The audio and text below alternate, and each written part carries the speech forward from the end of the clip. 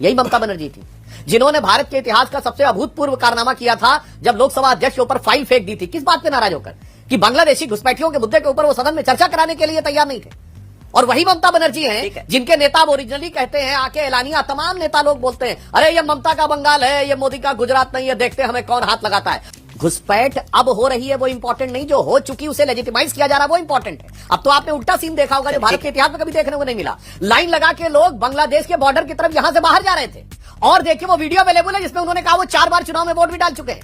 ये video available है कि जो घुसपैठिया बांग्लादेश जा रहा है उनमें कनेक्ट ने बोला हाँ वो 3-3, 4-4 बार चुनाव में वोट भी डाल चुके हैं, अब घबरा के जा रहे हैं। ये है हमारी सरकार का इकबाल। आज से पहले कोई आप वरिष्ठ पत्रकार रहे, एक कोई सीन बताइए जब आप। स्वागत है आपका मेरे दोस्तों एक और नई वीडियो में। जैसे आपको पहले की वीडियो में मजा आया, इस वीडियो में भी आपको बहुत मजा आएगा। इसी बात में आप चैनल को लाइक शेयर एंड सब्सक्राइब कर देना। चलिए वीडियो शुरू करते। देखिए, पहली बात, घुसपैठ चुनाव का मुद्दा नहीं है। घुसपैठ राष्ट्रीय सुरक्षा और राष्ट्रीय अस्मिता के लिए आज भारतीय राष्ट्र के सामने सबसे बड़ा यक्ष प्रश्न है। और अगर फिर भी किसी की आंखें न खुलती हों तो वो यूरोप जैसे समृद्ध देशों का हाल देख ले, जहां अभी क्रिसमस हुआ और जर्मनी से लेकर इटली तक अनेक देशों में कई शहरों में क्रिसमस इसलिए स्थगित करना पड़ा क्योंकि उन्हें डर था कि चाकूबाजी की और ऐसी घटनाएं हो सकती हैं, आतंकवाद की। हर जगह पुलिस सुरक्षा नहीं दे सकती। अब यहां पर आप बात समझिए, जो गृह मंत्री जी ने बात कही कि जब घुसपैठ होती है तो उन्होंने कहा आसाम में, त्रिपुरा में क्यों रुक गई, पंजाब में, राजस्थान में, गुजरात में क्यों नहीं होती है, कारण क्या है? वो तो एक अलग बात है कि फेंसिंग नहीं हुई, वो एक अलग विषय है।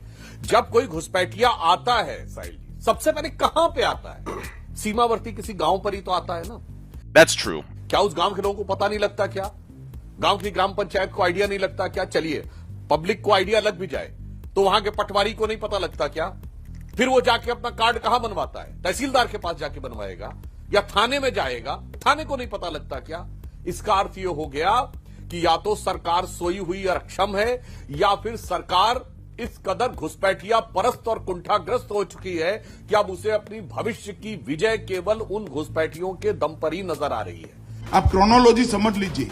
इसलिए यह अपने आप में बहुत बड़ा प्रश्न है। और जहां तक जो आपने बात कही बंगाल की अस्मिता और सभ्यता की बात है, तो बंगाल वो राज्य था जहां से भारत के राष्ट्रीय स्वाभिमान का पहला स्वर उभरा।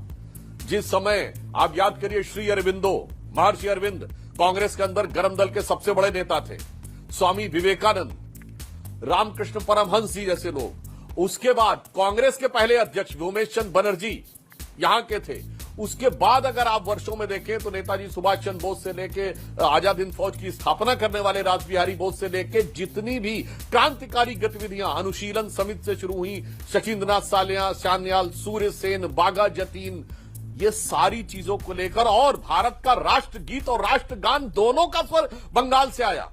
यही नहीं, अभी और सुनिए। और आज क्या स्थिति हो गई बंगाल में? मुर्शिदाबाद में क्या हो रहा है भाई? किसी को दिखाई नहीं पड़ा कि वक्फ बोर्ड के नाम के ऊपर किस ढंग से 2-2 लोगों की हत्या कर दी गई? आज बाबरी मस्जिद बन रही है।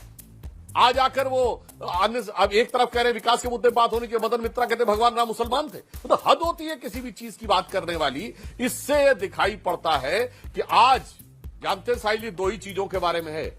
यह चुनाव यह तय करेगा कि बंगाल का भविष्य बांग्लादेश बनने की तरफ आगे बढ़ेगा या बंगाल का भविष्य इस अमृत काल में विकसित भारत की राह पर आने के लिए आगे बढ़ेगा। बस इन 2 विचारों पिछली बार और इन 2 रास्तों मुद्दों के पर बीच का चुनाव है। मां माटी मानुष के जरिए यानी बंगाली अस्मिता से विरोध करते हुए तृणमूल कांग्रेस ने जीत हासिल की थी। हालांकि आप 77 तक पहुंच चुके थे, लेकिन उसके बावजूद तृणमूल कांग्रेस को सत्ता से नहीं हटा पाए थे। मेरा आपसे एक सवाल रहेगा, लेकिन संजय शर्मा आप जवाब देंगे इस बात का, लेकिन मेरा आपसे एक सवाल रहेगा, क्या जो इन्फिल्ट्रेशन हो रहा है या घुसपैठ हो रही है उसके लिए सिर्फ और सिर्फ राज्य सरकार जिम्मेदार है?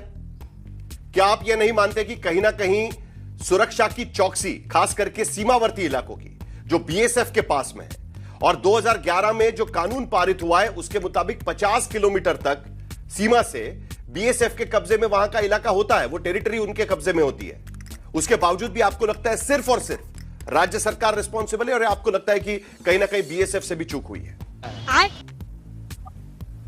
जी, मैं आपकी बात पर आता हूं, लेकिन आप मुझसे नहीं, पूछ रहे हैं। पहले सुधांशु जी को जवाब देने दीजिए, उसके बाद आप जवाब दीजिए। ये सवाल सुधांशु जी के लिए। अच्छा, ये प्रश्न मुझसे है। अभी मजा आएगा ना भिड़ो। हाँ, देखिए, जो आपने बात जी सर। कही, ये बिल्कुल आपकी बात बहुत सही है। इसीलिए इसका राज्यसभा में भी गृह मंत्री जी ने जवाब दिया था कि बांग्लादेश भारत की सीमा में केवल 563 किलोमीटर का ही क्षेत्र है जहां पर फेंसिंग नहीं हो पाई है, और वो केवल बंगाल का क्षेत्र है। और जहां पर कुछ इलाके वाकई नदी है बीच में, दुर्गम स्थान है जहां पर की, और यहां पर सिर्फ ये विषय नहीं है कि अभी आए हैं, जो पहले से आए हुए बैठे हुए लोग हैं। मुझे याद आता है साहिल जी, अगस्त 2005 यही ममता बनर्जी थी जिन्होंने भारत के इतिहास का सबसे अभूतपूर्व कारनामा किया था जब लोकसभा अध्यक्ष के ऊपर फाइल फेंक दी थी। किस बात पे नाराज होकर?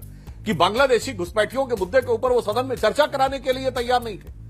और वही ममता बनर्जी हैं जिनके नेता अब ओरिजिनली कहते हैं, आके ऐलानिया तमाम नेता लोग बोलते हैं, अरे ये ममता का बंगाल है, ये मोदी का गुजरात नहीं है, देखते हमें कौन हाथ लगाता है। शर्म करो शर्म। और ठीक है। 2014 के चुनाव लेकिन के समय बीएसएफ जब की भी मोदी जी ने रिस्पॉन्सिबिलिटी कहा है था ना, कि हमारी सरकार बनने के बाद फेंसिंग हो या नहीं बाहर जाना हो, होगा, तो ममता जी का इंटरनेशनल ये बॉर्डर बयान से है कि मैं 50 देखती हूं किलोमीटर कि तक की कैसे- टेरिटरी, साहिल जी, बात सुनिए। ये बीएसएफ के हाथ में होता है। कहीं ना कहीं बीएसएफ की रिस्पॉन्सिबिलिटी भी है ना इसमें। मैं मानता हूं कि कहीं ना कहीं लोकल गवर्नमेंट के लोग भी उनको हेल्प करते होंगे, लेकिन दूसरी तरफ 50 किलोमीटर तक इंटरनेशनल बॉर्डर से अगर बीएसएफ के कब्जे में टेरिटरी है तो वो रिस्पॉन्सिबिलिटी वहां की सीमावर्ती फोर्सेस की भी है, अगर अभी भी घुसपैठ हो रही है वहां पर। तो आपकी औकात बता रहा हूं सर, बुरा नहीं मानना सर। साहिल जी, आपने मेरी बात नहीं सुनी। साहिल जी, आपने मेरी बात नहीं सुनी। घुसपैठ अब हो रही है वो इंपॉर्टेंट नहीं, जो हो चुकी उसे लेजिटिमाइज किया जा रहा है वो इंपॉर्टेंट है। अब तो आपने उल्टा सीन देखा होगा जो भारत के इतिहास में कभी देखने को नहीं मिला। लाइन लगा के लोग बांग्लादेश के बॉर्डर की तरफ यहां से बाहर जा रहे थे, और देखिए वो वीडियो अवेलेबल है जिसमें उन्होंने कहा वो 4 बार चुनाव में वोट भी डाल चुके हैं।